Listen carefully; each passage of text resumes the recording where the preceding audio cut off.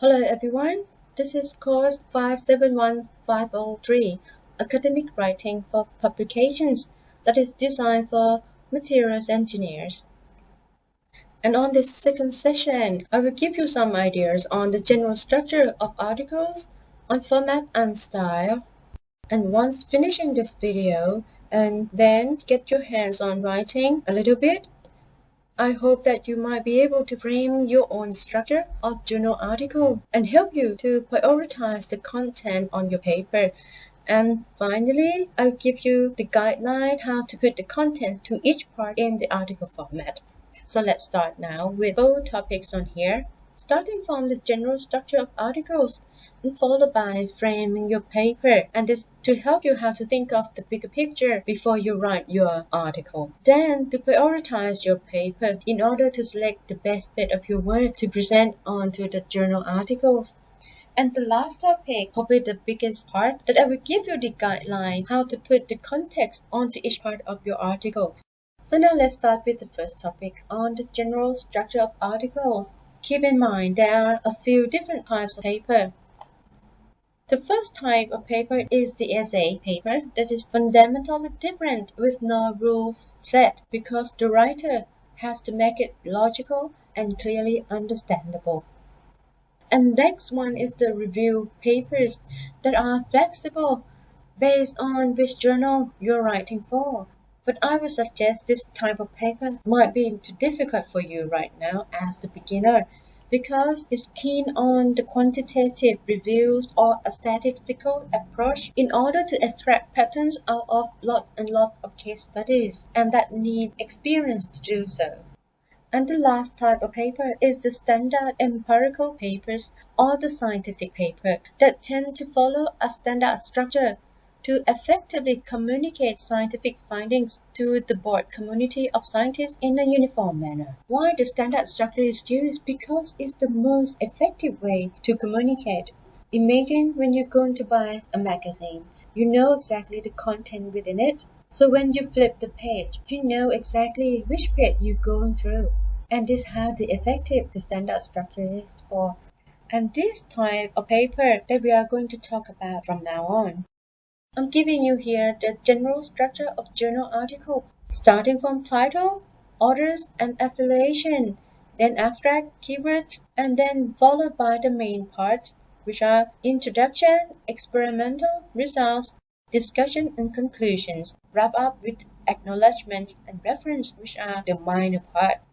Here clearly you can see the minor and also the major parts of the journal article as a general structure.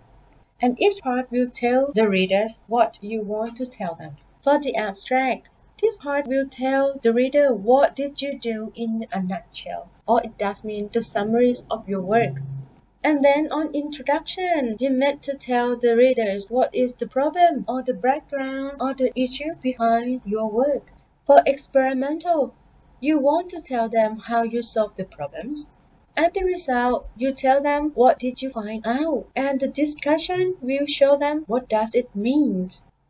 And for the acknowledgement, you got to tell them who helped you out, so you thank them formally. And then the reference that you quote, whose word you refer to.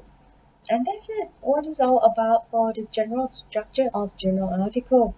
Given here on your right hand side is the example of journal article. Starting from the article title on top here, which is quite clearly seen. On above here, you might see the name of the journal, the year of publication, or even volume and number of issue, or even maybe the page number of the paper. Underneath here's the author, an abstract, then followed by introduction, experimental, and so on. This is the typical format of journal that you might get familiar with now. And this is another example of journal article that I will give you a bit more detail. First, on the title. The title tells what's most describing the work presented, which means the title represents the keywords that states the scope of your work. And for example, this one, mechanical and tribological properties of diamond-like carbon films prepared on steel by ECR CVD process. than the other, and normally there are several authors take part in the work. It's quite rare that it's just one author. So the authors tell who are engaged or entitled to this work. The affiliation down here showing where they are working at. It will give you the ideas where the work has been conducted and where you can contact them. And next bit is the abstract, and this to show how you summarize your work in one paragraph. And this needs to be short and concise. And the last one is the keyword that is quite important when people get searching onto the scientific data. In the major part, the introduction, which tell the reader what is the problem or issue or the backgrounds of this work, normally in the first topic, and then you find out on the second topic is experimental, that show how do you solve the problems, and on results and discussion, over here they might come separately or together in one topic. It depends on the writing style. So the result is how you tell people what you find, and the discussion you tell them what does it mean. And the last bit here on the major part is conclusion, followed by acknowledgement and references. So all these are the general structure that you may find on the journal article. And next, let me bring you to frame your paper. And why do we have to frame it? Because this is gonna make your work more interesting. Imagine when you wake up, getting dressed, put makeup on. That takes a lot of time, you know it, before you're going out seeing the world. This is the same before you start writing. Thinking about framing your paper, thinking of the big picture, how you're gonna sell your paper. And to say that this might be too much, but in another context, it is to find the most possible way to approach the potential readers who are either scientists, academics, researchers, or even governmental or industrial sectors that who might get interested into your work. And how can you reach them? So you have to frame your paper to link your paper to what they are interested in. So the choices are, you may thinking of the current global issues, like nowadays we're facing the pandemic situations like COVID-19. You may be doing something that can solve that problem, and this is how to solve the social problems. There may be something else like for the aging society that we're facing right now, or circular economies, for example. If you're not into these global issues, you might thinking about something else. If it's the new theories or controversial, I suggest not to do it right now because as you are a beginner, so skip this for a while and leave it for next time when you get more experience. The next one is more interesting because you are materials engineers, so you may think of the new inventions or even materials innovations that make your work more interesting. So this is how the framing of the paper is essential, because this will give you the tone of the paper when you are writing. Keeping the tone, and then you know the flow of your writing. You know exactly what you want to deliver, and you will not lose your track on writing. So thinking about framing the paper before get starting on writing. And then I'll give you a little bit of idea how to frame the paper. First, you have to make the link from the issue or problems or innovation in the big picture into your work as quickly as directly as possible at the beginning of your writing. And then along the course, go back to the same issue or problem or innovation towards the end of your work. That is to summarize, to make your point, to show that your work gives answer to the problems at the first place that you stated on your writing. And this will give a huge impact of your paper that make the reader more excited, interested in your work. And you have to be careful that you make a reasonable link directly to your work. If not, you provide unreasonable ones, so the reader might not buy it because your work doesn't speak to. And be careful if your link make a lot of imagination to fit your work in it. So the reader may think that, oh, your work has nothing to do with it. So you end up with bad framing. So stop doing it if it's not reasonable and take too much imagination to link to the big picture. Trying another aspect of the problems or innovation that you can link to. Don't over twist your work too much to fit into the framing. Don't try too hard or you may fail to do it. And at this stage of your work, I think you'll be able to try some framing your paper. So you can try writing down some possible claims that might be directly connected with your paper. And you can also this among your colleagues or supervisor for getting good ideas how to write on. And maybe you get who knows. So once you get to frame your paper, Then you know the tone of your paper. You know how to construct the flow of your writing. Then next is to prioritize your paper. What does it mean? We all know that there are a lot of important findings for your research work because you're taking 2 or 3 years to do so. So you have a feeling that you want to communicate all of your findings, which you think that is very important to all the people. But remember, the journal is just a short communication. It doesn't provide you the space like you're writing your own thesis. You have very limited space to communicate, so you have to use it more effectively. So it is critically important that you set yourself some clear priority about what matters and what doesn't. You have to choose the greater parts of your research work. Please keep in mind that shorter paper with really wow and clear points is much better than longer paper that makes numbers good or fair points, because the shorter with wow and clear points will actually offer a stronger impression. The longer paper will make the reader lose their interest because it takes too long to get to the point. So keep your paper short with only really good points that will keep a reader engaged or hooked in for every single paragraph. And if you come to this stage, you are gonna be a very good writer. So don't put too much additional thoughts that they are not particularly interesting, because it's gonna dilute the quality of your work. And you may find some restriction on the length of the paper from particular journals as well, so keep it short. And then you have to clarify your flow of the argument in your head, how to communicate it effectively on the paper in a separate step that I will show you how to. On this topic, I will give you the guidelines, how to put the context into each part of the article. And for this video, I will only make into the major part and the important ones.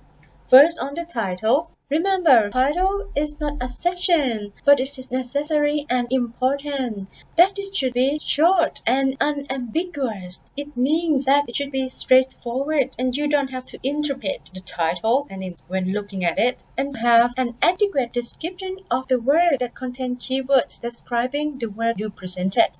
For example, when you look at this article, the title is the characterization of the interfacial mechanical properties in carbon fiber aluminum composites by the nano indentation technique. So the title clearly states what is it in the work.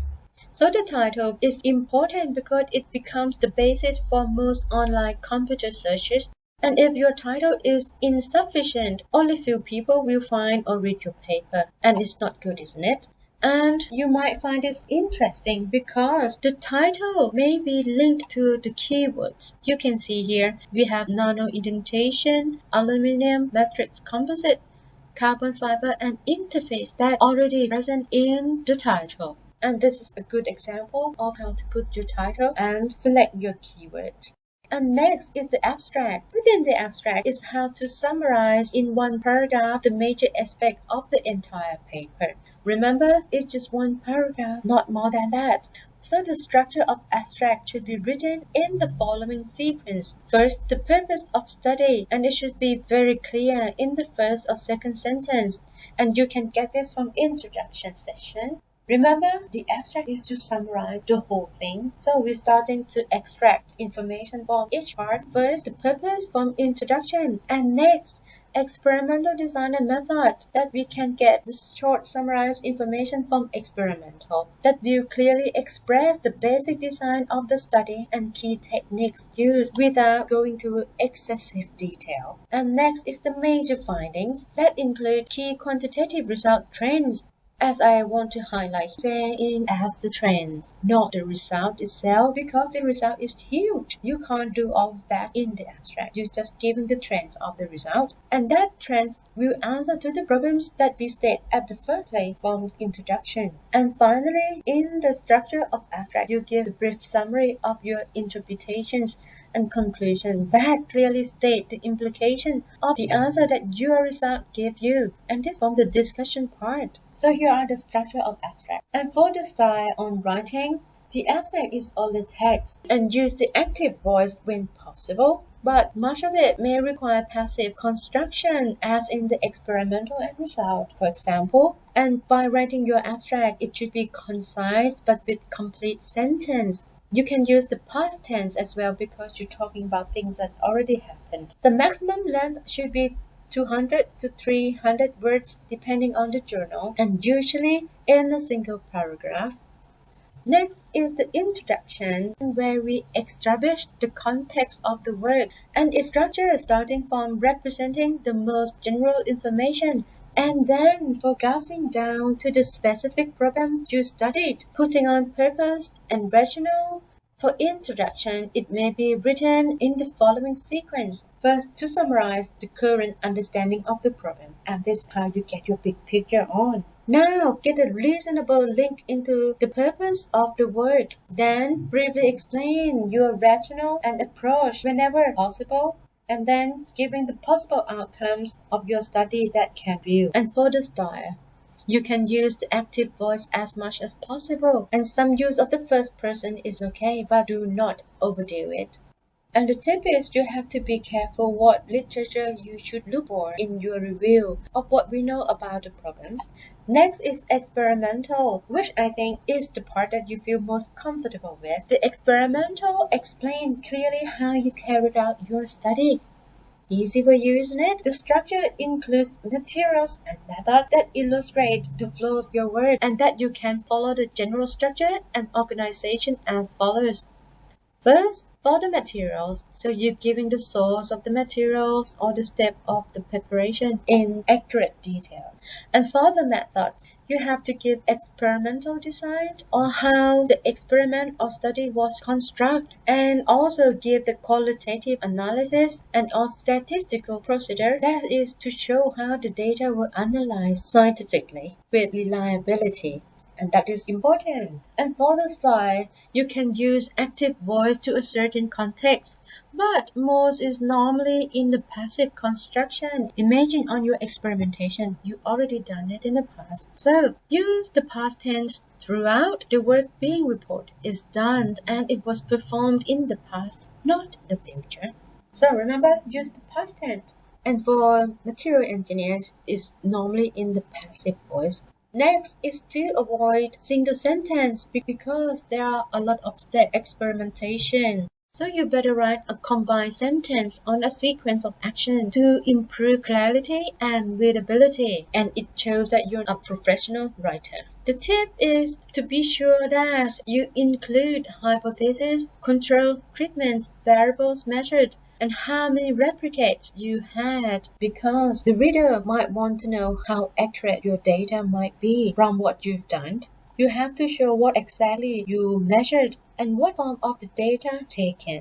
The result is maybe the larger parts as it presents your key results, and without any interpretation. You will interpret your data when you write down your discussion unless you do it all together.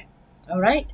And you have to do it in order and in a logical sequence using both text and illustrative materials, which are tables and figures. So you can follow the structure by writing the text of the results section concisely and objectively. And you may organize the results section based on either arrange them in the sequence that best presents your findings in a logical way, and that will support or provide evidence against the hypothesis or answer to the question that's stated in the introduction. And this has to be done with the sequence of tables and figures you include. Don't mix up the sequence of table and figures because it's confusing. And lastly, the way we organize the result, it is not necessary to be in the same manner as the flow of experimental. You have to think of the best way to present your result in a logical way. And for the style, this can be in passive voice that is likely to dominate here in this session. But you can use some active voice as much as possible, like when you refer to the tables and graphical demonstrations, for example. You can use past tense and avoid repetitive paragraph structures. And do not interpret the data here, remember, if you do just the result. And the tip for this, do not report raw data values or reiterate each values from the figures and tables because you already present in the table and figures. You're just giving the trend. or maybe presenting the maximum or optimum point, for example. Do not present the same data in both table and figures. Just select the most effective one that you want to present your data. So now let's move on to discussion, which I think that you may find it the most difficult part on your journal writing. On discussion, you have to interpret the results and explain the new understanding of the problems after taking your results into consideration. And so for the structure, it's flexible. It depends how you want to make your point to answer the question. For example, you may organize the discussion session based on fundamental questions for you to give the answer to it, which include the following. First, do your result answers to hypotheses? If so, how do you interpret your findings? Next, do your findings agree with what others have shown? If not, what do you suggest an alternative explanation? And if your findings agree with others, what made your results important? What's the aspect that you mean? Please clarify it. And what is the new understanding of the problem you investigated and outlined in the introduction? So this link what you stated in the introduction. And if warranted, what would be the next step in your study? Would you recommend, for example, what kind of experiments you would do next? And for the style, you can use the active voice whenever possible. And please watch out for wordy phrases because you're going to write on and don't know how to stop. Or on the opposite side, you can't start writing because you don't know where you're getting on and where you're going. So set your mind clear when you have to do discussion, because it has to be concise and you have to make your point clear. And the tip for this, do not waste entire sentence restating your result. You have already done in your result. So don't put it all again on discussion, just making the bridge sentence that relate the result to the interpretation. That's all. And do not introduce the new results in the discussion. And you must relate your work to the findings of others or previous studies to show how different you make. So we come to the last heading of the major parts now. I will talk about conclusions. Conclusions will wrap up what you have been discussing in your paper. So you may write on the following outline.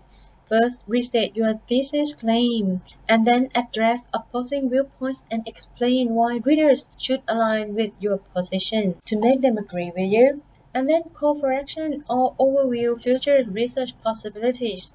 And for the style, you can use both active and passive voices where appropriate. And the tip is be concise and make your points very clear. Do not repeat any of the supporting details because it's the conclusion, not the details. And lastly, avoid writing new information into your conclusions. And that's it for all the guidelines that I'm giving you to put the context in each part of the article. And these are the major parts. And next time, I hope that we can do some workshop on writing the journal articles. And once we have done that, I will introduce you how to put the context into all the minor parts, which are acknowledgement and references. And I would recommend a software to do so. So that is for me on this session. Bye for now.